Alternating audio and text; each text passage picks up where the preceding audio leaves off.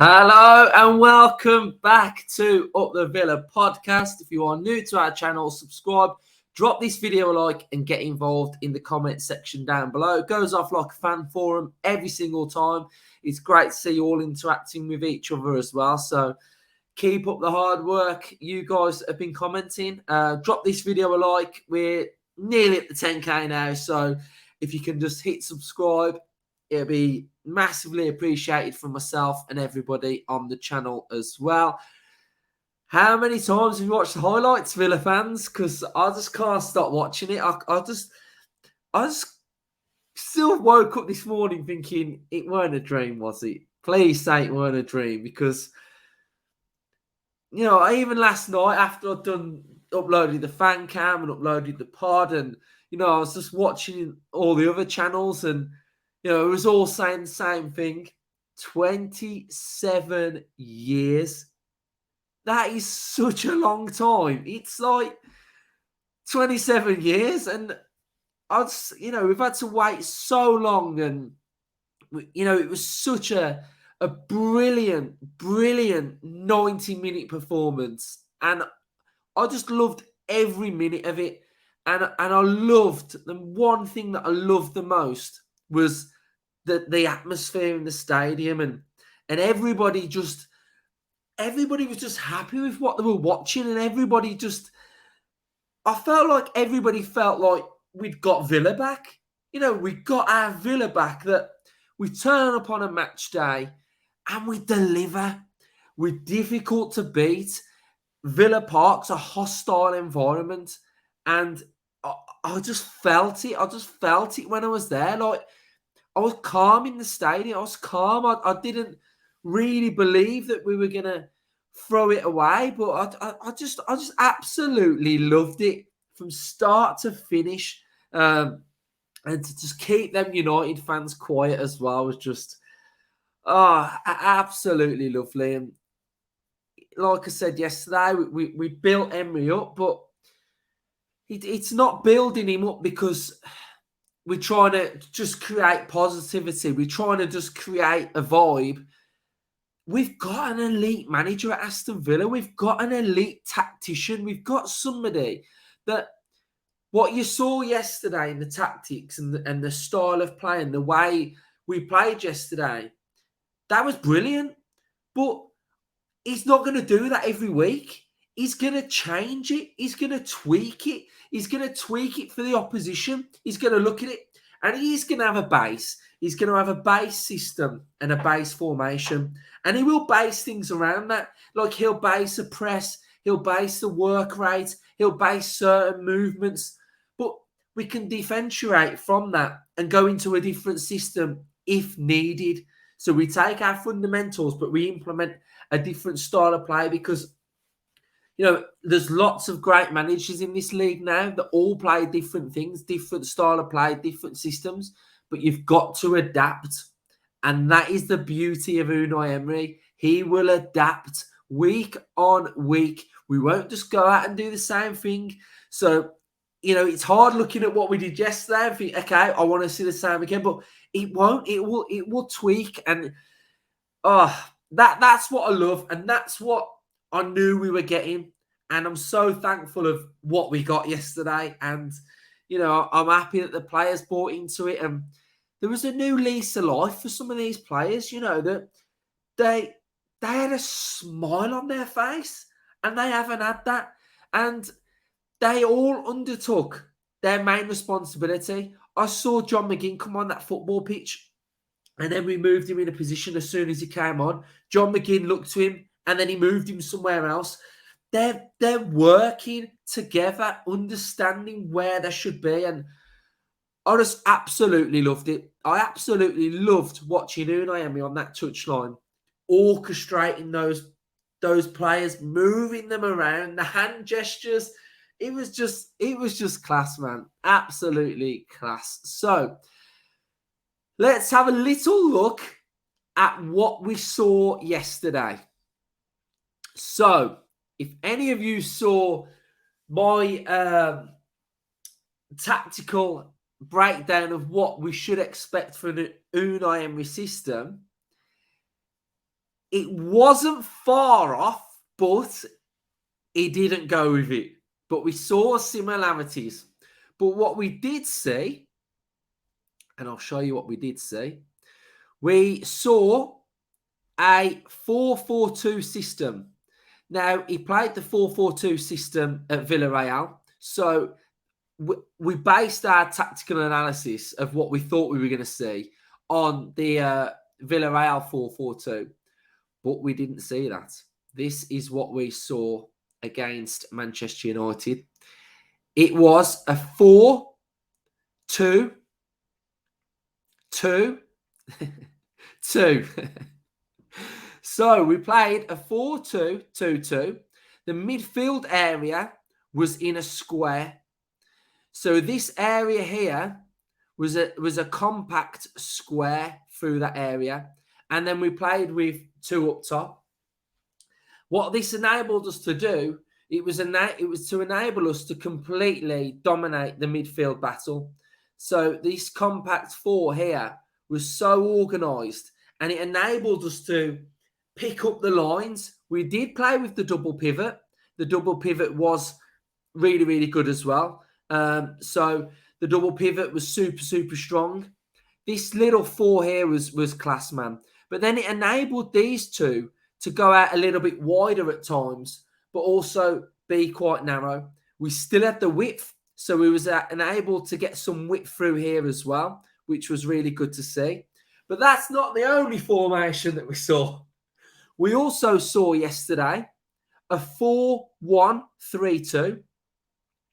This is the formation that we saw in the game as well. So the 4-2-2-2 was when we had the ball.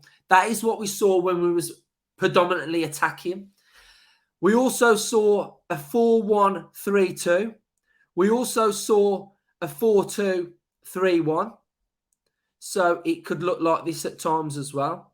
So there was so many different variations in a formation, and what we saw, it was just so good. We also saw at times a 4-3, and then we saw a two up top when we went to that sort of Dendoncker, when he had to sort of get inside Christian Eriksen. Then we also saw a 6 at the back at times when we were defending in that sort of mid to low block. There was a flat back 6 at times. These would all tuck in. And then that was when you sort of saw it went to sort of like a 6-3-1-1. So we saw so many variations of a formation. It was mind-blowing what we were doing at times.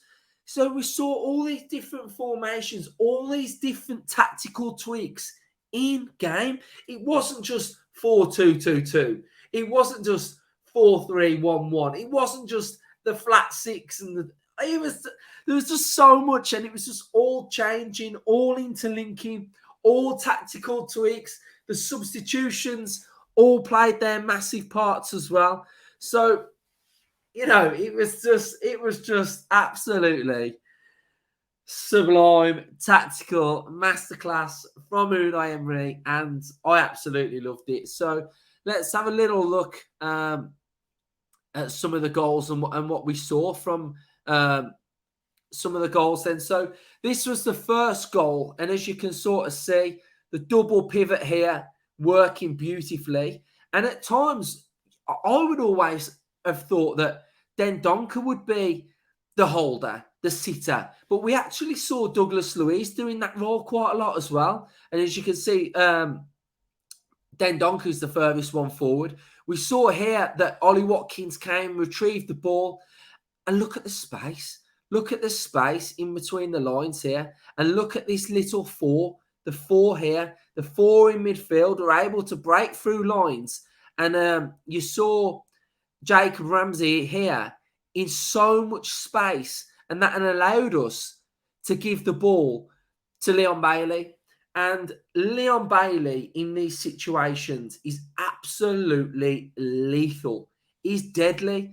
And the whole play of Watkins coming inside, giving the ball to Ramsey, the little through ball to Leon Bailey was just absolutely sublime.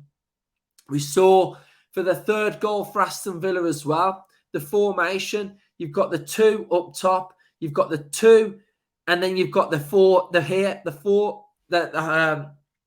double pivot. So that was just class as well. And Jacob Ramsey in this situation, the side foot, there's no better side foot finisher than Jacob Ramsey.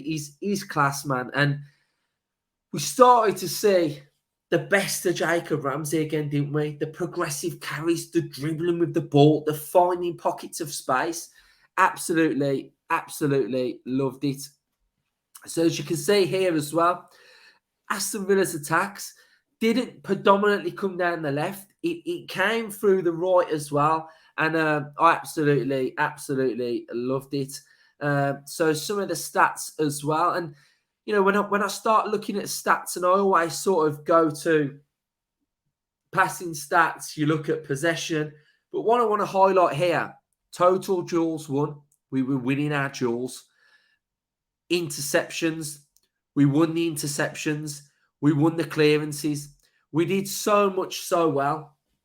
And if we go into the average positions of our team yesterday, you've got Dendoncker as holding the double pivot through here, the midfield either side. You've got, and what we've said all season, focal point to our team. We've got the two up top, focal point, and it just worked really well. And I want to have a look at Man United's as well, because if you see through here, they were so congested. They didn't know what to do with our little boxed-in four in midfield. They had no idea what to do. But what did that allow us to do? And you can see this from the average positions. Enabled us to have this space here. These two little pockets all game. You know, when we were just seeing the little triangles, pocket, space, and you saw Ramsey with acres of space. It was this pocket here that we were getting inside, and we were hurting Man United. So, absolutely brilliant, Villa fans. Dendoncker. Now, Dendoncker had 18 passes to make, and he made 18 accurate passes, and that just shows how well fine-tuned that double pivot was working. Get the ball, lay it off. Positional, absolutely everywhere. Look, his heat map. I mean, this little area here, when he was in that sort of little number 10, get Christian Eriksen out the game role, was brilliant. You know, it just highlights the role in which he had to play. Douglas Luiz, sublime as well. 86% passing accuracy all over that football pitch. Absolutely loved it. And this is what you are going to see, Villa fans, a lot.